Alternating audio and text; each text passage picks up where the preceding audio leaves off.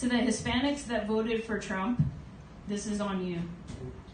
The day that you voted for that Cheeto in a toupee is the day that you turned your back on your people. You didn't pull the trigger, but you gave him the ammunition. You held his hand and whispered sweet nothings into his ear as he fired into oblivion. You looked on in amusement as your brothers and sisters lay bruised and bloodied on the dusty desert floor, your red cap shielding you from the splatter.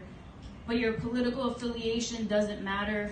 The blood of Spaniards, natives, and slaves run through your veins. You may speak with a non-regional diction of a news reporter, but a non-fat caramel macchiato is not strong enough to wipe away the taste of our language as it passes like a siren through your lips. Our language is a snitch, and a Mexican is a Puerto Rican, is a Costa Rican, is a Guatemalteco. And it doesn't matter that you've known no other lovers, that your feet have touched no other land. We are all the same, destruction running through our veins.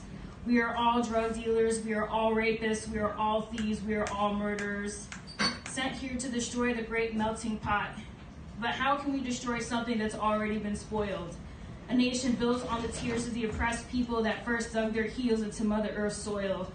A nation built on the binding of wrists and the breaking of backs and the cracking of whips and the coordinated attacks on people that were brought here unwillingly and still suffer the consequences for having the nerve to be born darker. For having the nerve, how can we spoil a nation that denounces its enemies for putting people in cages while they simultaneously put their own people in cages?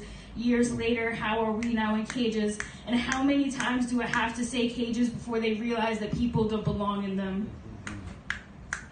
How have our bodies become huddled masses yearning to breathe freely, but we are nothing more than the meat that's been left to rot beneath the sun? These brown bodies were once covered in words like liberty, happiness, and freedom. We wrote them on our skin with thick black Sharpies and called it a prayer. But these words have faded into nothing. They scrubbed away at our skin until it was raw and bleeding and tattooed new words with entirely different meanings. We are all drug dealers. We are all rapists. We are all thieves. We are all murderers. We are all scared. We are all carrying a gaping hole in our hearts that is longing to be filled with something other than the sadness that comes with not having a home. We are mourning because there's not a place in this world that will have us. But we are more. We are hope. We are love and we are light, and we are the dreams of our ancestors come to life.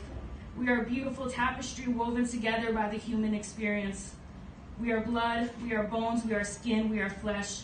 We are human.